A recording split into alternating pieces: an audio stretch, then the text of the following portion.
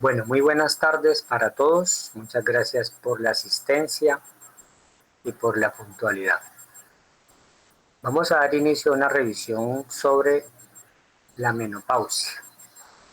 Básicamente sobre lo que es la fisiología de la menopausia, considerándola un estado natural de la vida reproductiva de la mujer. Fundamentalmente tenemos tres grandes objetivos para esta actividad que esperamos revisar al final si se logran cumplir en su totalidad. En primer lugar, pues tener claro el concepto de menopausia y las definiciones de términos que se relacionan con ella. En segundo lugar, explicar los cambios hormonales propios de la transición menopáusica y de la menopausia. Y tercero, describir los cambios físicos y metabólicos que se relacionan con todo el proceso de llegada a la menopausia y la instalación de la misma. La expectativa es que en un futuro, cuando ustedes le digan a una amiga que está menopáusica, se refieran realmente a un término que tienen claro que lo están usando, porque vieron que la amiga se estaba comportando de una manera especial. Ese término lo usamos mucho. Quizá en adelante empecemos a decirle a la amiga que más bien está climatérica, por ejemplo. Esas son las claridades que debemos tener y lógicamente las vamos a utilizar con nuestros futuros pacientes. Vamos a hacer una ronda de preguntas sobre términos que utilizamos coloquialmente en relación a la menopausia. Entonces, en ese orden, pues vamos a aprovechar esta nutrida asistencia que tenemos. Camilo, que nos acompañas. ¿Qué es la menopausia para ti? Cuéntanos. Recuerden que dijimos que era bueno que mostraran su facies en la cámara. Y ayer no vi muchas. Camilo, Sí, doctor. ¿quién puede prender la cámara? ¿No? A ver Sí, cómo se encuentra usted a esta hora. bien, sí, señor. Y llamado. Yo me imaginé. Oiga, no se parece en nada a la foto, le cuento. No, por el gorrito. No. Qué cambio tan notorio, lo va a tener en cuenta. Esto Listo. afecta la nota conceptual favorablemente. No te También cuéntenos a ver. Doctor, la menopausia es el cese de la etapa de fertilidad de la mujer que se da cuando la menstruación se demora más de un año, se da alrededor de los 50 años y indica la etapa final de la fertilidad de la mujer. Bueno, le falta un solo detallito, usted lo dijo muy claramente. ¿Qué apellido le podemos poner a ese cese de la función reproductiva evidenciada en la falta de menstruación? ¿Qué nos falta allí? Sin causas patológicas, doctor. Gracias, Carol. Vamos a mirar, vamos, por ahí vamos. Por Acá más de mismo. un año, Juliana, ¿qué dijo? por 12 meses consecutivos. Ya lo dijo Camilo. Camilo, ¿quiere la ayuda del público? El público ya intentó. Sin Vamos a actividad preguntarle folicular del ovario. exactamente, por cese de la actividad del ovario. ¿Por qué? Porque ustedes saben, posiblemente les ha tocado en su familia, que nosotros los ginecólogos con frecuencia hacemos cirugía para extirpar el útero. Y si extirpamos el útero no va a haber menstruación, pero eso no es una menopausia. Es la menopausia cuando el cese de la función menstrual se debe a la falta de los ovarios o al cese de la función de los ovarios, para que no produzcan las hormonas que estimulan al útero para menstruar. Es decir, que si yo hago la extirpación del útero, pero también extirpo los ovarios, estoy provocando quirúrgicamente la menopausia. Pero si solo extirpo el útero, realmente lo que entra a la mujer es en una falta de menstruación, que sería una amenorrea, pero no estaría menopáusica desde el punto de vista que tiene sus ovarios funcionando. Camilo, muchas gracias. Gracias, Vamos a seguir esta ronda. Daniela Uribe, por favor. ¿Qué crees tú que lleva a la menopausia desde el punto de vista de los cambios hormonales? ¿Qué es lo que le está pasando a la mujer para que pase este fenómeno de no menstruar porque se acabó el trabajo de los ovarios? Pues, doctor, hay una disminución de los estrógenos y la progesterona. Y esa disminución de los estrógenos es mediada como por qué. Pues por los niveles de la inhibina, creo que es, no estoy muy segura. Espérate un segundito. ¿Qué hace la inhibina? regula la baja de síntesis de la folículo estimulante, de la hormona folículo estimulante. Bueno, entonces, ¿la inhibina se produce dónde? ¿En qué parte se produce la inhibina?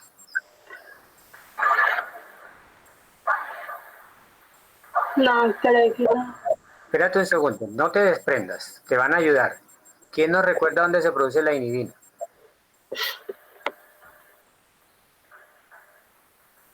Puede ser de a uno, no hay problema. En las gónadas, Espera un segundito, iba a hablar Kevin, pero habló Daniela. en las gónadas, ok. La inhibina se produce en la gónada. ¿Exactamente en qué parte de la gónada? La glándula pituitaria. Kevin dice que se produce en la glándula pituitaria. Creo que también puede ser en la placenta y ahí. Y en las células de la granulosa. Juan Esteban se especificó más. Si bien lo que ustedes dijeron no es descabellado que haya producción de inhibina en otros sitios, la fuente principal son las células de la granulosa. De hecho hay una inhibina A y una inhibina B, pero no es el punto de estar haciendo esas diferencias, porque básicamente el sistema de la inhibina, como Daniela estaba empezando a explicar, inhibe a la FSH. Pero ¿tú crees que ese es el factor disparador de la menopausia, Daniela? Pues de pronto no solo eso, hay otros factores.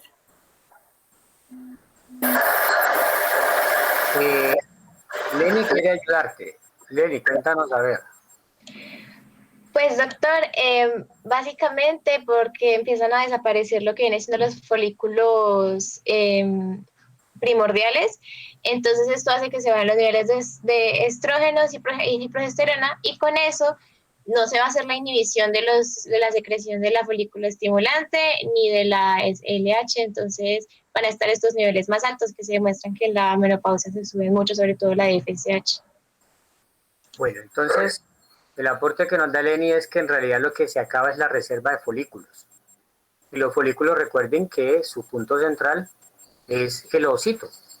O sea, que tenemos pocos ovocitos en reserva cuando llega la época de la menopausia. Entonces nos remitimos a la clase de ayer.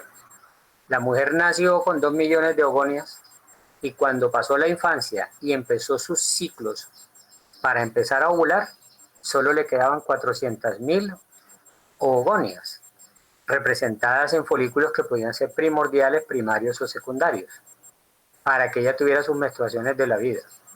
Y ella, como yo les dije, gasta en promedio unos 500 folículos para producir uno que ovule. De hecho, al final el rendimiento es mucho peor. Gasta tal vez 1000 para lograr una ovulación. Por eso al final se acelera el proceso. ¿Eso qué indica? Que la reserva que la mujer tenía cuando inició su vida reproductiva, a los 13, 14 años que empezó a menstruar, le da para sus menstruaciones de la vida, para lograr sus embarazos y todo, pero al final de su vida reproductiva empieza a acabarse la reserva de folículos hasta que finalmente le quedan tan poquitos folículos que ya la producción hormonal va a ser mínima, porque los folículos son los que producen las hormonas. Sin embargo, aquí queda una duda con respecto a eso de la inhibina y el estrógeno. Daniela nos dio una idea, Lenny nos complementó. Gloria Isabela, finalmente, ¿cómo es esa interacción de la inhibina y los estrógenos en el momento del cierre reproductivo? ¿Qué nos puedes explicar? Pues doctor, lo que pasa es Eso, que... prenda la cámara, estamos viendo eso, un hermoso pastor alemán. Ya voy, doctor. Listo, doctor. Pues o sea, lo de la inhibina, lo que pasa es que pues se supone que va a bajar el estradiol y va a haber un incremento de la FSH. Al mismo tiempo que va también a haber un bajo de inhibina. Entonces, la inhibina lo que hace es como una retroalimentación. No me va a bajar el FSH, no me va a hacer la retroalimentación, y entonces esto se va a ver como pues en las irregularidades menstruales. Bueno, Gloria, gracias. Yo veo que de pronto se presentó una confusión con lo de la inhibina y los estrógenos. Parémonos en los estrógenos solos. Cuando baja, como dijo Lenny, baja la reserva de folículos y lógicamente se producen menos estrógenos por no haber tantos folículos. Entonces, la falta de producción de estrógenos hace que se eleve la FSH. Eso es un fenómeno natural del eje hipotálamo, hipófisis, ovario. Y al principio eso puede ayudar a que los estrógenos sí se sigan produciendo y elevándose un poco la FSH. Pero cuando ya llega la verdadera menopausia es porque definitivamente no hubo producción de estrógenos. Por lo tanto, la FSH se puede elevar todo lo que quiera, pero el ovario ya no tiene folículos con qué responder. Es posible que le queden por ahí unos folículos últimos que ni siquiera salen a relucir en ese momento y ya no produce hormonas, por lo tanto no estimula el endometrio y por lo tanto no menstrua. Lo que pasa con la inhibina es que ella es tan potente para inhibir a la FSH que es más potente que el estrógeno. Y ella empieza a disminuir su producción por la misma razón que se explicó ahora, y es que como ella se produce en las células de la granulosa, y va a haber pocos folículos, pues va a haber pocas células de la granulosa. O sea que la disminución de la inhibina incluso puede ser antes que la disminución de la producción de estrógenos. Y al disminuir la inhibina, disminuye su efecto de retroalimentación con la FSH, lo que contribuye a que en la pituitaria se produzca FSH sin que haya quien la detenga. Eso hace que la FSH se eleve, tanto antes como ya cuando está instalada la menopausia. O sea que la relación que hay es que puede haber una elevación inicial de la FSH mediada por una disminución de la inhibina cuando todavía la paciente produce sus últimos poquitos de estrógeno. Y cuando ya francamente no produce estrógeno, la FSH termina de subirse, pero el endometrio no se estimula y viene la amenorrea. Bueno, ese es un primer punto.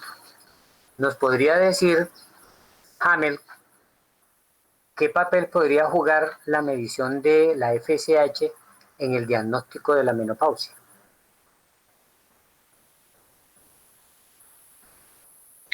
Buenas tardes, doctor.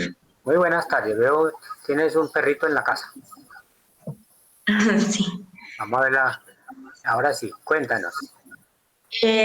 Doctor, la verdad es que no tengo... ¿Me puede repetir otra vez la pregunta, por favor? La pregunta es muy sencilla.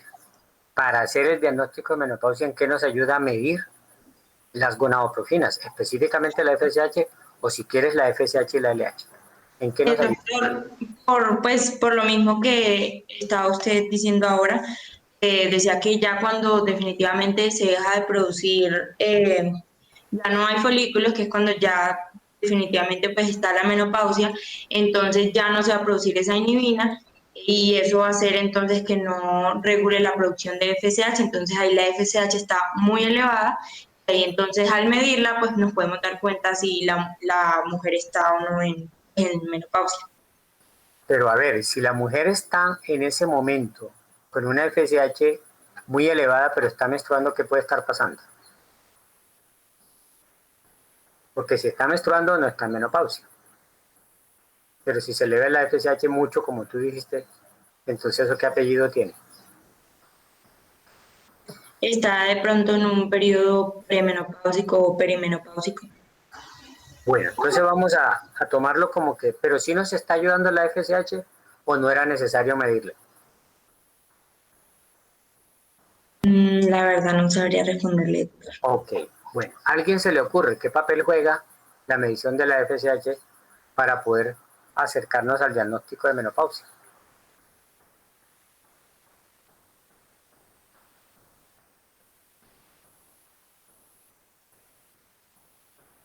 El silencio asusta.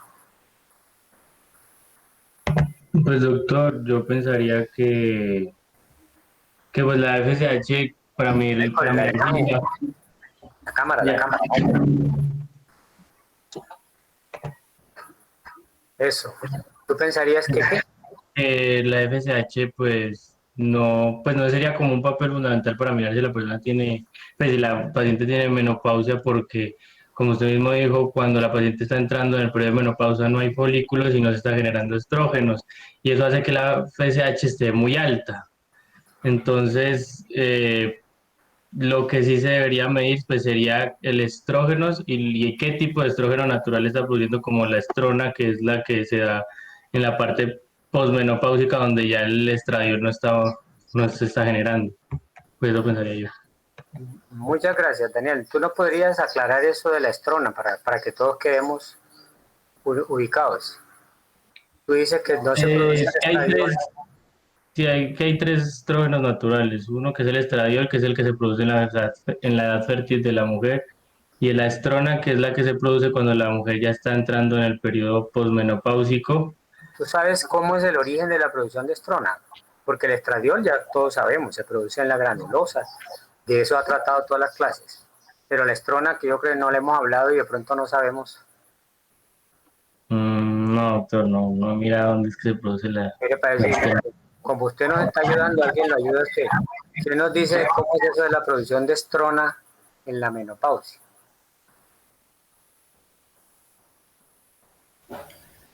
Yo, doctor.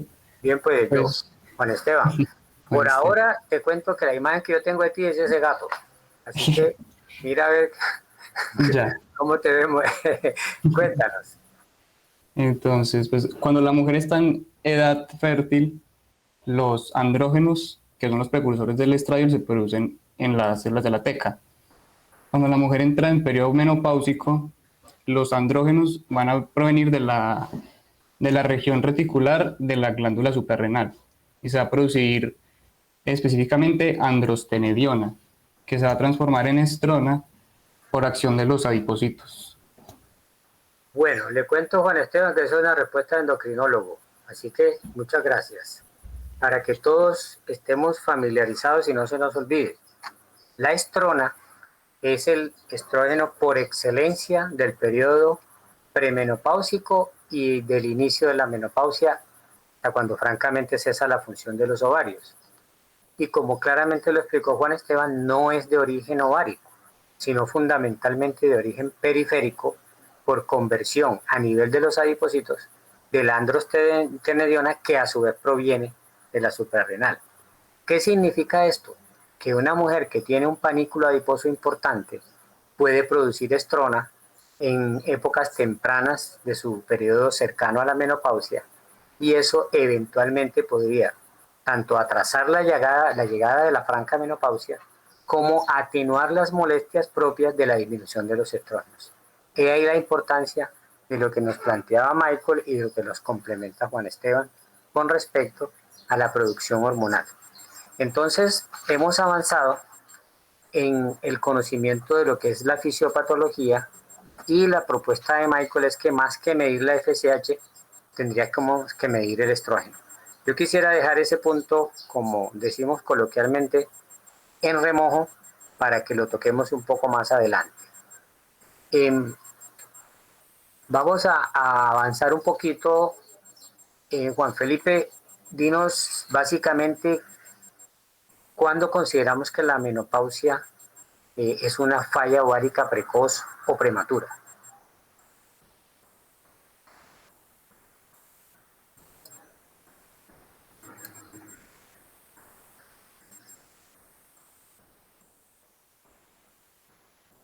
Se distrajo Juan Felipe, no prendió el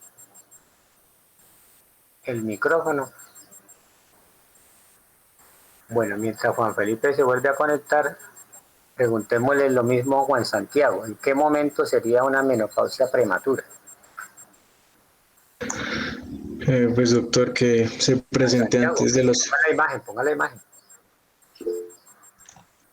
Juan Felipe, no se te está escuchando. Vamos a escuchar a Juan Santiago y enseguida te doy la palabra, Juan Felipe, porque aquí Juan Felipe escribió al chat que estaba hablando, pero tenía apagado el...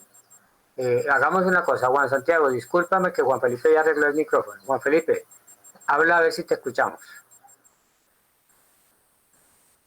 No, parece que tu micrófono tiene un problema de volumen porque lo veo prendido y no funciona. Mientras Juan Felipe hace los ajustes técnicos, vamos a darle la palabra a Juan Santiago. Juan Santiago, la pregunta, Sí, doctor, pues la imagen. lo que tenía,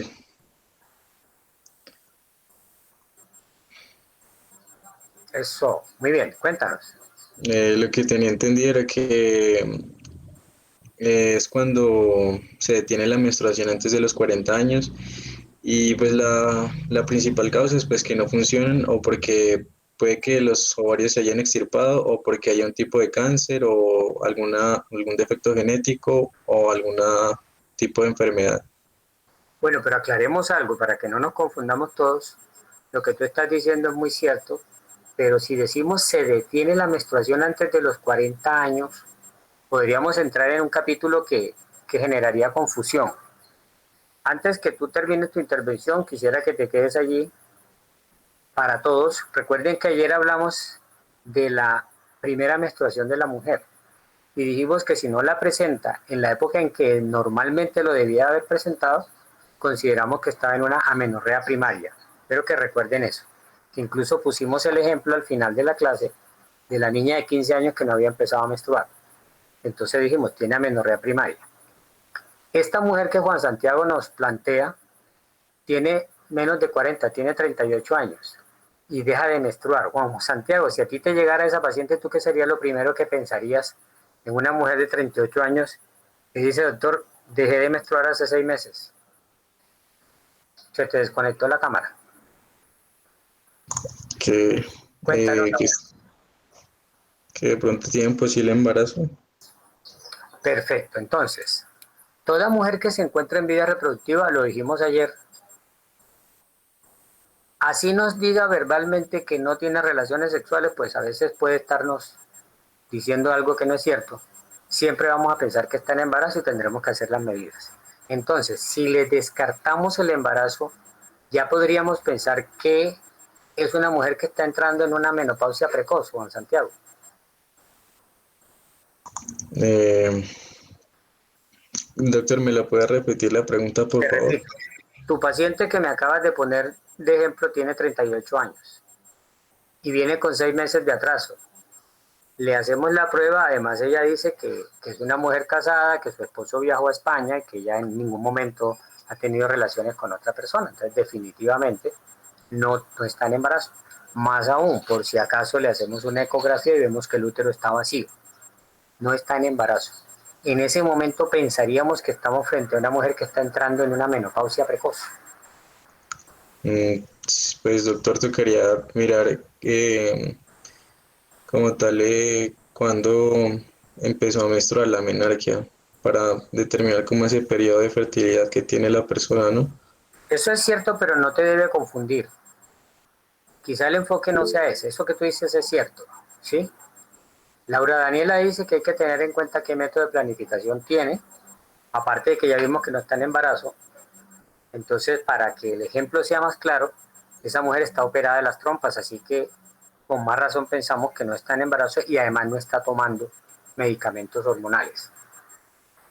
Pregunto, si tiene 6 meses de atraso y está en esa situación, ¿pondrías en la mesa la posibilidad de que ya esté entrando en una menopausia precoz? Doctor, pero es que una menopausia es más de un año, entonces uno pensaría en un climaterio primero, no. Bueno, entonces ahora vamos a aclarar qué es climaterio, Camilo. Pero entonces tú no pensarías que tiene una menopausia precoz. No, doctor, 6 meses no creo que sea Bueno, suficiente. entonces, para que no se vuelva esto una clase sobre otro tema, cuando una mujer está en ese momento así como se las planteo, aún si tiene el año, la vamos a considerar todavía como una amenorrea secundaria. Recuerden que acabamos de mencionar que es una amenorrea primaria. Es la mujer que nunca ha menstruado. La amenorrea secundaria es la mujer que tiene cualquier tipo de amenorrea, pero previamente venía con sus ciclos. O sea, una mujer que ya menstruó. Entonces, una de las causas de amenorrea secundaria, por descarte finalmente, va a ser demostrar que la señora entró o la mujer entró en la menopausia temprana o precoz. Hablemos de precoz mejor o prematura. O hablemos de un término más exacto que es falla ovárica temprana o falla ovárica prematura. ¿Sí? ¿Por qué?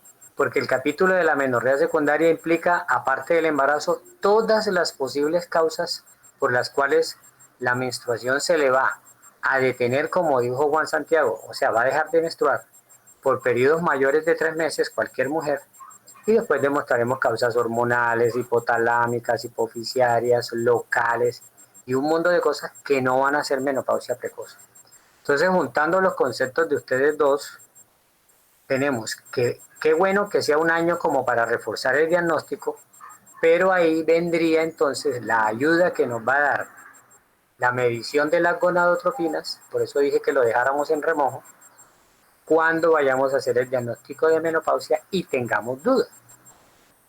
Entonces, si la mujer tiene 38 años, tiene 11 meses de no menstruar, nos consulta y le hacemos la medición de gonadotropinas y nos sale una FSH supremamente elevada y nos sale un estradiol supremamente bajo, todo indica que esa mujer, su eje hipotálamo, hipófisis, ovario, ya está fallando por falla del ovario y posiblemente estamos hablando de una menopausia precoz. Pero si la FSH es normal y el estradiol es normal, quizá el problema está en el útero que no menstrua por alguna razón y ya vendrían otras indagaciones. Entonces, tengan en cuenta que la menopausia precoz o falla ovárica precoz se considera cuando estamos por debajo de los 40 años, como dijo Juan Santiago. Ahora bien, en ese mismo orden de preguntas, Laura Daniela, ¿qué es entonces el climaterio? Que Camilo mencionó el climaterio, ¿qué es eso?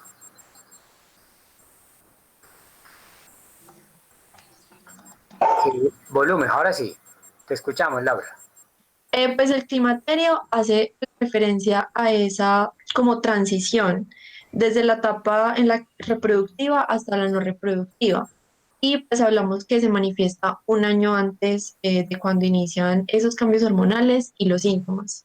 Bueno, espérate un momentico. Si ese es el climaterio, entonces, ¿qué es la perimenopausia? La perimenopausia es un año antes después del cese definitivo del ciclo menstrual. ¿Un año antes y después? No, solo un año antes. ¿Y el climaterio no era un año antes? Pero ya en el climaterio empiezan los cambios hormonales, los síntomas. Sí. Y este también es hasta un año después de la menopausia. Para todos. Es como los signos y síntomas, doctor, que encontramos en la perimenopausia. ¿Cuáles son los signos y síntomas? ¿El climaterio o la perimenopausia? ¿Cuál de los dos se llama? El climaterio. Como decía, para todos va a quedar el concepto. Yo quisiera saber si alguien espontáneamente me dice que le quedó claro. La verdad no, doctor, porque yo tenía otro concepto diferente. No, doctor, no está claro, Carol no está claro. Entonces vamos a hacer lo siguiente. Primero las damas. Carol, nos dices lo que tú pensabas y después Santiago.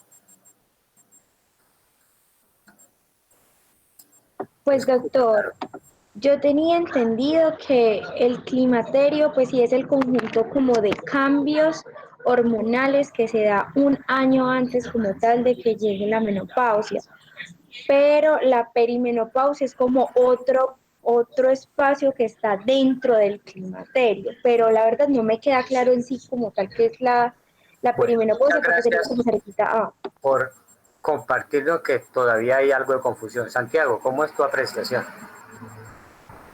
Doctor, yo había entendido lo siguiente. El climaterio como tal es un periodo... Cámara, vea que todo el mundo puso la cámara, ponga la cámara. Tenía entendido que el climaterio es un periodo de 2 a 8 años antes de la menopausia y de 2 a 6 años posmenopausia. Y la perimenopausia es el periodo cuando empiezan los síntomas antes de la menopausia hasta un año después de que cese la menstruación. Pues yo tenía entendido eso. Es decir, que según tu planteamiento, el climaterio sería amplio el climaterio sería amplio y la perimenopausia sería dentro del climaterio, o al revés. La perimenopausia sería dentro del climaterio, pero con la aparición de la sintomatología y un año después de que cese la menstruación. Bueno, entonces si eso es así, ¿Qué es la transición menopáusica? ¿Quién me dice?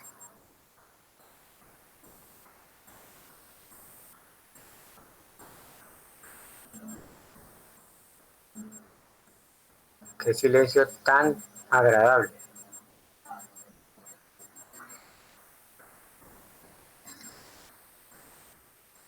Nos vamos a quedar con la transición menopáusica en remojo.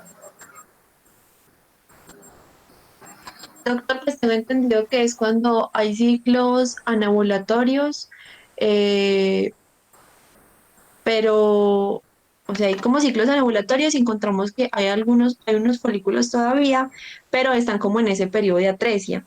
Entonces, ese es antes, pues, de la menopausia y hay ciclos cortos y ciclos largos. ¿Y eso tiene alguna diferencia con climaterio y perimenopausia o está dentro? Está dentro. O sea que aquí nos aparecen como varios términos que el uno está dentro del otro.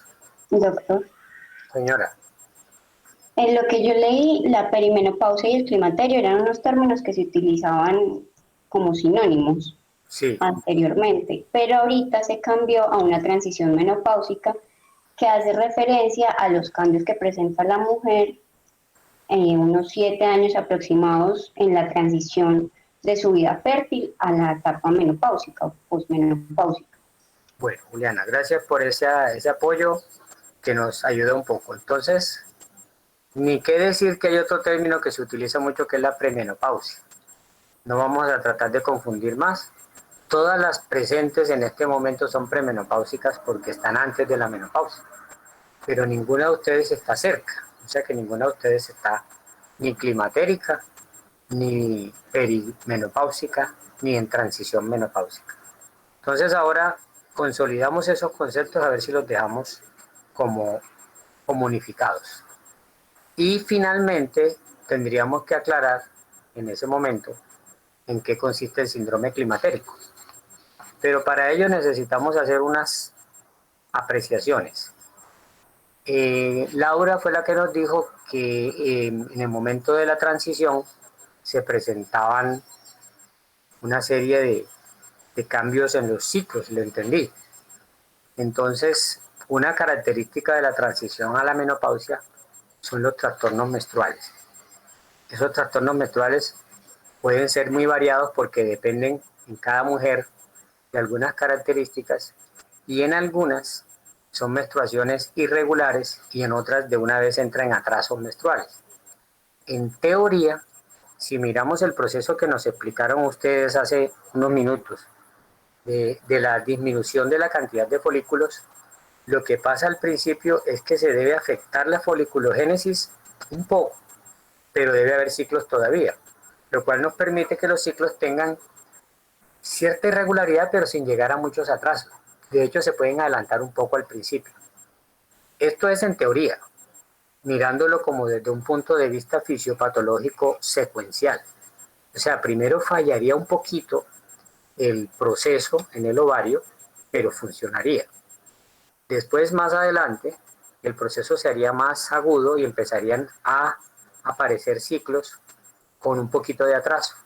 Y finalmente ya empezarían a espaciarse mucho los ciclos, que indicaría que se están espaciando las ovulaciones hasta que finalmente el espacio se va a volver mayor de un año y ya no va a haber más menstruación porque definitivamente se acabó la reserva de los folículos. Eso es lo teórico. No siempre se cumple. Algunas mujeres les van a referir a ustedes, doctora, a mí se me quitó mi último sangrado en el mes de enero del año tal y nunca más volví a menstruar. Y otras le van a decir que no tuvieron adelantos, sino que siempre tuvieron atrasos. Y otras le van a contar que tuvieron ciclos irregulares y muy abundantes y que incluso les tuvieron que hacer un legrado. Entonces eso varía mucho, pero una característica son los trastornos de los ciclos. En ese orden de criterios diagnósticos para lo que es la transición de la menopausia, Lenny, ¿qué me puede decir de los famosos síntomas vasomotores? ¿Se presentan antes de la menopausia o no?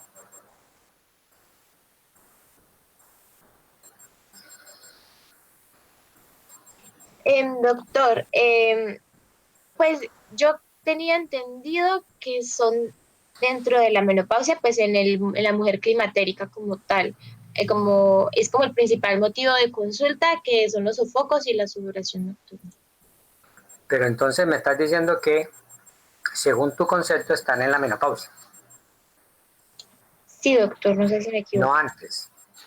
Doctor, es en la transición. Diga. Los síntomas se dan en la transición a la menopausia. Es decir, que de acuerdo a lo que hasta ahora dijimos, pueden ser antes. Sí, doctor, son antes. Hasta Juliana dijo que pueden ser 7 años la transición. Esos síntomas vasomotores son como bochornos, diaforesis nocturna, trastornos del sueño. Fundamentalmente los bochornos, que son del hemicuerpo superior, pueden acompañarse de sudoración. Algunas manifiestan como si fuera escalofrío, ¿sí? Y digamos que el trastorno del sueño es porque el síntoma vasomotor la despierta, fundamentalmente. Aparte de eso, es natural que haya trastornos del sueño. Entonces estamos de acuerdo y sí se pueden presentar antes. Muy bien. ¿Qué otras características conoce Luisa Fernanda sobre el estado de la transición hacia la menopausia? Sobre ese periodo en que puede haber estos cambios y que están anunciando la llegada de la menopausia. ¿Qué otro síntoma conoce? Doctor, pues yo ya he visto que lo que ya habíamos dicho, lo de que la mujer va a tener sofocos, la irritabilidad, la sequedad mucosas. También había visto lo de que los ciclos pues iban a ser más cortos, que podían durar de 23 a 25 días. Y ya eso era como lo que sabíamos que todo ese ¿No periodo. conoces más? No. Bueno, la sequedad de mucosa se puede dar, eso es cierto. De pronto más notorio después de la menopausia, pero sí, algunas mujeres pueden empezar con eso, sobre todo el caso de la mucosa vaginal y su relación sexual se puede afectar.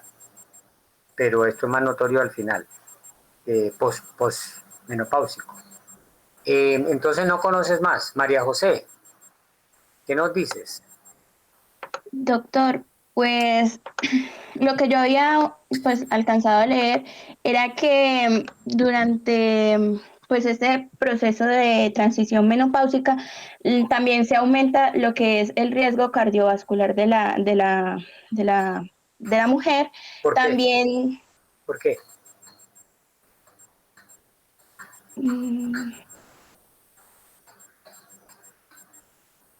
Con respecto a eso, doctor, yo vi que algunas mujeres toman terapias con estrógenos, terapias hormonales, y eso... Espera, chico. Está hablándome de los síntomas y me habla del tratamiento.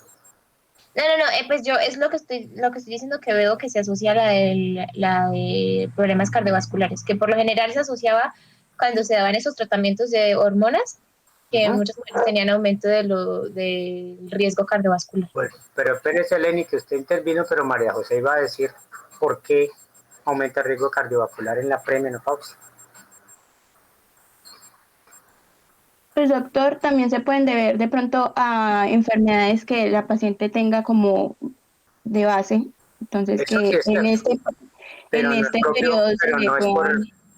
Pero no es porque se acerca a la menopausia, sino porque ella es una persona que se le puede subir la presión, que se le puede declarar una diabetes. Miguel Ángel, ¿qué vas a decir? Qué pena, Santiago. Doctor, yo iba a decir que este aumento de riesgo cardiovascular se ve más que todo la pérdida de los estrógenos, pues porque estos tienen un efecto cardioprotector en la edad fértil de la mujer, porque disminuye las LDL y aumenta las HDL, y pues la pérdida progresiva de estos estrógenos pues me va a aumentar los acúmulos de colesterol y pues esto me va a generar mayor riesgo cardiovascular. Entonces, eso significa, según lo que tú me estás diciendo, y si nos basamos en lo que dijo María José, que los estrógenos están disminuidos previo a la menopausia. Sí, doctor, ellos empiezan a disminuir. ¿Están de acuerdo? Santiago iba a intervenir. Sí, pero doctor, lo mismo que dice Miguel. Lo que pasa es que los estrógenos entonces hacen ese efecto y disminuyen las HDL y una compensación lipoproteica, entonces aumentan las otras. Y hay una dislipidemia. Entonces, también ese es otro punto que va a quedar aquí un poco en controversia. Los síntomas vasomotores, las alteraciones del sueño se van a presentar antes y obviamente después de la menopausia. Pero lo importante es caracterizar que hay un periodo de transición. Muy bien. Y adelantándonos un poco, ¿qué otro síntoma se puede presentar antes que sea característico de esta época? Paula Cristina, ¿qué nos dices? Pues doctor, en lo que yo había buscado, pues como que decía que habían como 6, que pues eran los sofocos, una sensación psicológica de disnea, irritabilidad, fatiga, ansiedad y la pérdida de la calcificación de los huesos. Pero todo antes. No, doctor, pues ¿O yo estás hablando de la pensaría, menopausia? sí, estoy hablando como de los síntomas de la menopausia. Entonces ahí yo creo que vamos a tener que hacer un poquito de claridad. Bien. Iba a haber una intervención, me pareció. Paula, listo. Gracias. ¿Alguien quiere intervenir? Voy a hacer la presentación de resumen y volvemos a intervenir.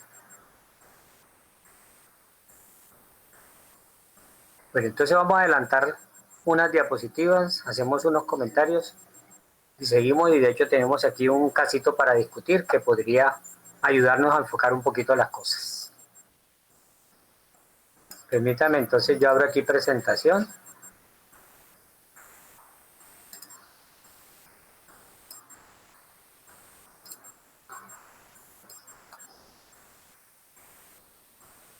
Y obviamente me confirman que estamos en la pantalla. Sí, doctor. Perfecto. Entonces vamos a mirar, y esto pues no me lo inventé yo, ahí le pongo referencia bibliográfica. Esto, si no tiene duda, todos lo dijeron, de la definición académica e internacional de menopausia, es la ausencia de menstruación de 1 año o más por cese de la función ovárica. Y ojo con la transición, que veo que hay confusión. La transición es previo a la menopausia y se caracteriza por los cambios endocrinos y las irregularidades menstruales. Realmente la definición no tiene años, la contribución que nos hizo Juliana está muy bien, que habla de unos 7 años, eso es cierto, es aproximado, pero no le podemos poner años porque cada paciente tendrá su propio periodo de transición menopáusica. Como les dije, uno de los principales indicadores de que ya estamos en la transición menopáusica son las irregularidades menstruales, y resulta que no todas lo presentan, como ya les mencioné. Si bien lo usual es que se presente en la década de los 40 a los 50, tampoco es una norma, porque como no sabemos en qué momento va a llegar francamente la menopausia, entonces alguna mujer podrá empezar a tener todas estas molestias a los 40, y cuando nos haga la consulta nos dice que realmente lleva 3 años así, pero no había consultado, y otra vendrá a decirnos a los 49 que apenas hace 6 meses está así. O sea que puede variar mucho, pero típicamente es en la década de los 40 a los 50 años. Esta es la transición menopáusica. Y la perimenopausia, tomando aquí una referencia de un autor colombiano muy reconocido en menopausia, que es el doctor David Vázquez, nos aclara que es un periodo que incluye desde los cambios que la preceden, es decir, la transición menopáusica, hasta 1 año después. Por lo tanto, el primer concepto que vamos a tener presente es que la transición es solo antes de la menopausia hasta el momento de la menopausia. Y la perimenopausia incluye la transición, pero esto al año siguiente al cese de la menstruación. Y el otro criterio, que es más amplio, que ya lo dijeron, es el climaterio como cambio del estado reproductivo al no reproductivo. Esto significa desde el momento en que empiezan los principales cambios hormonales que todavía no se manifiestan en lo físico, es decir, muchos años antes, hasta después que ya se instaló la menopausia, o sea, hasta la posmenopausia tardía. Eso es muchos años después. Tranquilamente podríamos calcular que ese periodo puede tener 15 o 20 años para que la mujer empiece a disminuir su función reproductiva y llegue a la senectud con un envejecimiento total. Ese es el climaterio. Así que la secuencia es que el climaterio es el estado de cambio amplio que incluye a la perimenopausia y la perimenopausia incluye la transición menopáusica. Y finalmente, para que no nos confundamos, el síndrome climatérico es aquel conjunto de signos y síntomas que no necesariamente se presenta con la menopausia porque puede darse antes, durante el proceso o incluso aparecer solo después de que ya está instalada la menopausia. Entonces miren que estos términos debemos utilizarlos de manera adecuada porque son en este momento internacionalmente aceptados. El concepto de premenopausia no lo incluyo acá porque está incluido tanto en la perimenopausia, tanto en la transición menopáusica como en el climaterio.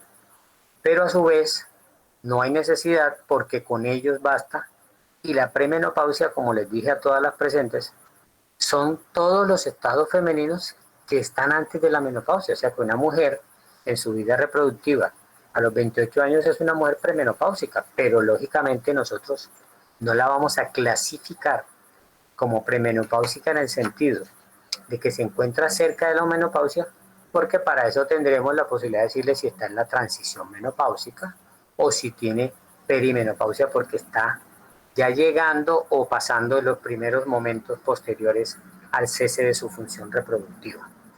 Hechas esas claridades, entonces, señor, lo escucho. Es que a mí no me quedó como muy claro esto del climaterio, o sea, ¿cuándo sé que comienza ya el climaterio si tiene ese periodo tan largo de...? No tiene fecha, por una razón muy sencilla. Nosotros sabemos que la mujer se puede reproducir a partir del momento en que inicia sus ciclos menstruales. Pero la época ideal de reproducción de la mujer está más o menos en la década de los 20 a los 30, por muchas razones físicas y contextuales.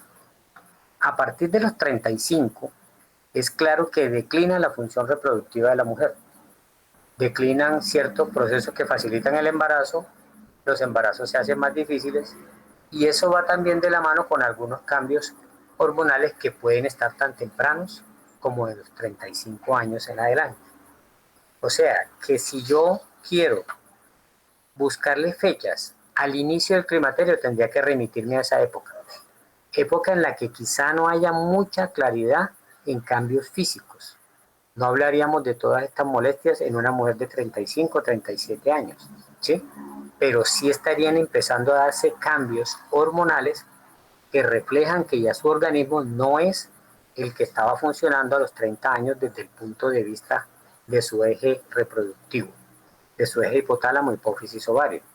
Son cosas mínimas como por ejemplo cambios en los ciclos menstruales, cambios en las molestias propias de los ciclos y algunos cambios hormonales que se podrían hacer si se hacen mediciones. Y lo contrario, o el otro opuesto. Esto fue empezando lo que podría ser la época del climaterio, en el que va cambiando todo para llegar al cese de la función reproductiva.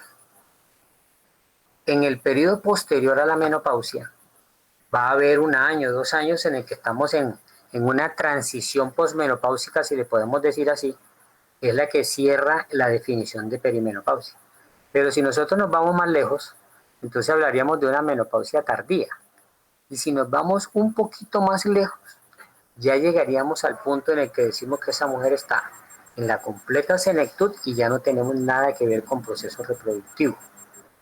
O sea que si retrocedemos un poco en esa mujer, y lo vamos a poner de manera de ejemplo en años, una mujer de 60 años ya hace tiempo que, como dice ella coloquialmente, cerró edad, que no menstrua, ya le dieron las molestias, ya se le quitaron y ya tiene instalado un proceso en que esa es su vida en adelante. En cambio, esa mujer, si retrocedemos 5 años y ella menstrua hasta los 54 y tiene 55, en esos 55 todavía existe la posibilidad de un embarazo que está descrito en una mujer que supuestamente estaba menopáusica y tuvo una ovulación espontánea esporádica y quedó en embarazo a los 55. O sea que el proceso reproductivo se está cerrando, pero todavía queda. Entonces yo por eso les aclaro que el climaterio engloba todo, desde que empiezan los mínimos cambios teóricamente alrededor de los 35 años, que van a llevar a que 10 años más tarde aparezcan los trastornos del ciclo y todo eso, hasta cuando ella deje de menstruar a los 56, pero todavía le doy una ventanita, por allá hasta los 58 60, para que se cierre totalmente el proceso. ¿Expliqué el concepto y satisfice la pregunta? Sí, doctor. Bueno, perfecto. Entonces, concepto amplio, climaterio. Concepto paralelo, síndrome climatérico, como molestias que le pueden dar a una mujer a los 42 años, a los 50, a los 55. Y para colmo, algunas mujeres tienen la mala fortuna que nunca se le quitan las molestias propias de todo este proceso. Decíamos que menopausia es un año sin menstruación, pero si una mujer llega con 6 meses de atraso y de pronto usted tiene la sospecha por la edad, por la condición o por unos síntomas, le hace la medición de gonadotrofinas, es decir, le mide la FSH y la LH. Entonces aquí me voy a remitir al comentario que se hizo diciendo, no, yo prefiero medirle el estrógeno. Díganme si ustedes creen que esta mujer está menopáusica, ¿cómo estarían los estrógenos? Muy bajos. Muy bajos. Por lo tanto, si yo mido la FSH y me da bastante elevada, me ahorro la medición de estrógenos, que infortunadamente para la paciente puede ser un costo importante, si hablo de parte económica, ¿sí? Entonces, es cierto que yo puedo medir estrógenos, pero no debo dejar de medir la FSH, porque yo para poder evaluar el eje, tengo que saber cómo está funcionando la hipófisis y lo comparo con la función del ovario. Si encuentro un estrógeno normal, esperaría que la FSH esté normal o un poco elevada. Si encuentro el estrógeno bajo, esperaría que la FSH esté alta o esté baja. Si la FSH está baja, que es muy raro, la que falló fue la hipófisis por algún motivo y por eso el ovario no funciona. Eso es supremamente raro. Hipogonadismo, hipogonadotrópico. Lo típico de la transición y ya de la franca menopausia es que los niveles estrogénicos sean un poco bajos, pero la FSH se empiece a elevar.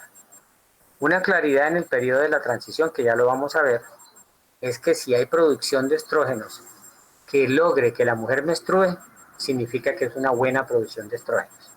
Eso me indica a mí que si quiero medir hormonas en una mujer que todavía tiene ciclo, no me pongo a solicitar estrógeno, porque necesariamente tiene que tener valores mensurables adecuados.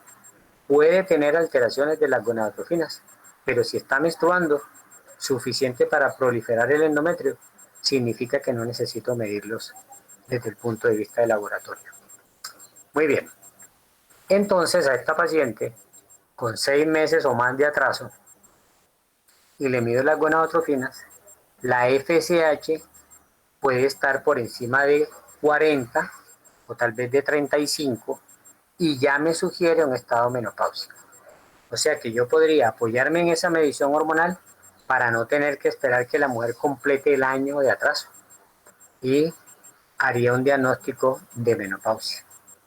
En la práctica esto no tiene mucha relevancia si la paciente está asintomática, porque si tiene todos los síntomas propios de un climaterio y tiene este atraso, yo la voy a tratar para mejorarle su calidad de vida. Voy a descartar situaciones patológicas intervinientes y de pronto le voy a mandar un tratamiento hormonal, independiente si está en transición menopáusica cercana a la menopausia o si francamente ya está menopáusica. ¿Quedó claro el concepto?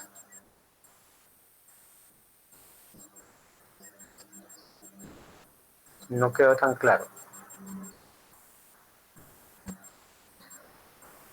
Por favor, una pregunta que me indique la falta de claridad para resolverla.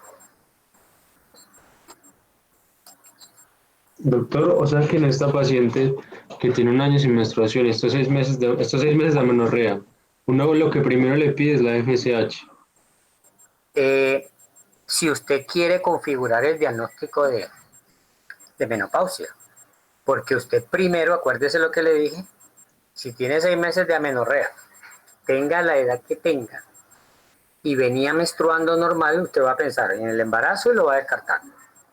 Y va a pensar en otras causas de atraso menstrual que no sean menopausia. ¿Saben de algún estado clínico que le produzca un atraso en una mujer con una edad avanzada, que no sea embarazo?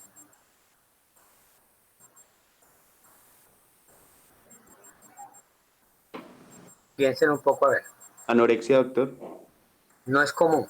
Eso ustedes saben que eso es en los adolescentes. Pues puede ser, pero no es común. Más que todo, más que anorexia. ¿Doctor, una insuficiencia ovárica primaria? Si yo pienso que es una insuficiencia ovárica, voy a medir las gonadotrofinas, porque la insuficiencia ovárica, pues en ese momento ya es lo mismo que estar investigando menopausia, ni más ni menos. ¿Qué otra? Un hipotiroidismo. Un hipotiroidismo. Entonces yo estoy obligado, en toda paciente que me llegue en esta circunstancia, a empezar a descartar algo que sería más probable. Entonces le pido una medición de hormona tiroidea. ¿Qué otra cosa?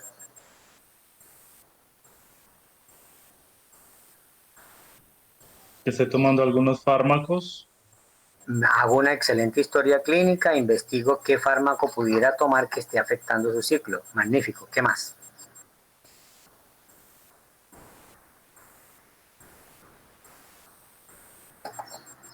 Falla suprarrenal, pues no sé, como Muy raro que la suprarrenal falle, es muy raro y hay historia. La suprarrenal no falla de nuevo, además tendríamos síntomas que nos podrían ayudar. Ustedes saben que el paciente o la paciente podría presentar alteraciones en otras esferas de su comportamiento y de sus signos vitales. ¿Qué más se les ocurre? Aparte del hipotiroidismo. adenoma hipotalámico. Eso nos daría, para no decir la causa sola, sino el evento, sería una falla del eje hipotálamo, hipófisis, ovario, de causa central. Supremamente raro, pero habría que investigarlo. Entonces, como dije yo, para no salirnos del tema y entrar en el tema de la amenorrea secundaria, tendríamos que averiguar causas de amenorrea secundaria factibles en esta paciente, y una de ellas sería, como juiciosamente lo dijeron, la falla ovárica. Pero como ella está en una edad en la que ya es muy probable que se acerque la menopausia, pues nosotros vamos a pensar que ella está posiblemente ya en una menopausia, sobre todo, como les decía, si tiene los signos que acompañan con las molestias que dijimos y que ahora vamos a recordar, que indican lo que es el síndrome climatérico. No se les olvide en esa indagación la medición de prolactina. O sea, en toda mujer que tenga una amenorrea secundaria y descartemos embarazo, vamos a medir la prolactina. De hecho, siempre la solicitamos pareja con la hormona del tiroides, porque muchas veces el hipotiroidismo se acompaña de una hiperprolactinemia secundaria. Entonces, ya tenemos como una orientación. O hace una amenorrea de 1 año más y nos indica que está en menopausia, o 6 meses con elevación de la FSH. Y todo esto puede ser un proceso natural, fisiológico. Pero viene el proceso de la falla ovárica precoz que mencionamos, que es antes de los 40 años. Claramente ya algunos de los compañeros mencionaron que puede tener causas genéticas, que puede tener causas autoinmunológicas, que puede tener causas iatrogénicas, ¿sí? Irradiación, cirugía, traumas de cualquier tipo en la zona de los ovarios pueden afectar. Hábitos como el cigarrillo dañan mucho el epitelio productor de óvulos, así como en el varón el epitelio productor de espermas. Entonces, todo esto puede hacer que haya una falla en la función ovárica antes de los 40 años. Y hago de una vez un comentario adicional, y es que estas mujeres son muy sintomáticas. Por lo tanto, cuando el ovario deja de funcionar y entran en amenorrea, rápidamente presentan los síntomas de lo que llamamos el síndrome climatérico. Algunas de las manifestaciones ustedes ya las dijeron, ahora vamos a hacer un consolidado. Y estas pacientes muchas veces tienen ese consolidado muy florido, es decir, tienen la mayoría de las manifestaciones a una edad muy joven y obviamente teniendo una amenorrea. Y queda otra menopausia que es la que nosotros provocamos. La quirúrgica no necesariamente significa que saquemos los ovarios. Nosotros podríamos operar a una mujer porque tiene un tumor de un ovario y quitarle parte de ese ovario y tomar una muestra del ovario contralateral por si acaso en la cirugía y más adelante enterarnos que hizo una menopausia muy temprana o que quedó menopáusica. O podríamos hacer una cirugía por otro motivo, pero toda la manipulación que hicimos desvascularizó la zona y finalmente los ovarios fueron afectados. Lógicamente, si aplicamos radioquimioterapia, los ovarios son muy sensibles y pueden llegar a quedar inhabilitados para seguir funcionando y tendríamos entonces una menopausia que sería iatrogénica. Y quiero que enfaticemos mucho en este concepto que quizá lo vi un poco tambaleante. La transición menopáusica es un periodo muy importante porque tiene eventualmente tanta sintomatología como la franca menopausia, pero con el factor distractor que la mujer todavía menstrua. Por lo tanto, a veces no le implantamos la terapia o no la estudiamos adecuadamente porque le decimos que en la transición es natural que tenga todas esas molestias. Y muchas pacientes reciben solamente una palmada en la espalda, no reciben ningún enfoque diagnóstico ni terapéutico ante las molestias. Entonces miren que lo típico es que la mujer tenga los trastornos del ciclo menstrual, ya lo habíamos dicho, pero muchas de ellas tienen los síntomas vasomotores floridos desde que están en la transición, es decir, todavía no han llegado a la menopausia. De hecho, podrían no tener trastornos del ciclo menstrual y sí estar haciendo alteraciones de tipo síndromes vasomotores, que ya todos dijimos pues cómo se presentan. Inicialmente son nocturnos, pueden hacerse después diurnos, varían en intensidad en las mujeres, son más notorios en las mujeres que tienen previamente una obesidad, que tienen previamente una personalidad depresiva, entonces les dan más fuertes y muchas veces les demoran más. Típicamente pueden acompañar a la mujer antes de la menopausia y después se prolongan un poco después de la llegada de la menopausia, y en promedio se ha estudiado que algunas veces duran 2 a 4 años posmenopausia, pero hay mujeres que se les ha contabilizado hasta 7 y 10 años de síntomas vasomotores. El estado de ánimo depresivo acompaña a la premenopausia y en este caso es parte de la transición menopáusica. Como ya dijimos, puede hacer que sean más profundos los síntomas vasomotores, pero a su vez también hace que sean más profundos las demás molestias que acompañan a la mujer en este momento. Es decir, las mujeres con personalidad depresiva son muy susceptibles a las demás molestias propias de esta época que hacen parte del síndrome climatérico. Y entonces tenemos dos extremos. Vienen con personalidad depresiva y se hace más evidente cuando ya van llegando a la menopausia. Y vienen con trastornos de ansiedad, y las que traen trastornos de ansiedad durante este periodo se le manifiestan igual, y las que no lo traen pueden tenerlos incluso más evidentes. No es clara la explicación, pero es lo que han demostrado los estudios. Y como ya dijimos, es muy prevalente que haya problemas tanto para conciliar el sueño como para mantenerlo, como frecuentes despertares durante la noche, que con frecuencia se acompañan de los síntomas vasomotores y se asume que son por los síntomas vasomotores. Pero los estudios han demostrado que claramente hay trastornos del sueño independiente del factor que dan los síntomas vasomotores. Lógicamente, una mujer que tiene una crisis de calor a las 3 de la mañana se levanta, abre las ventanas, se da una ducha, se acuesta de nuevo, pero después le queda difícil volverse a dormir o se levanta muy temprano.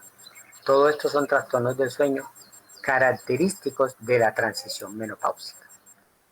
También la disminución del deseo sexual y del desempeño sexual se ha atribuido en importante componente a la sequedad vaginal que se empieza a presentar en estas mujeres antes de haber llegado a la menopausia, pero en realidad no es el factor más importante.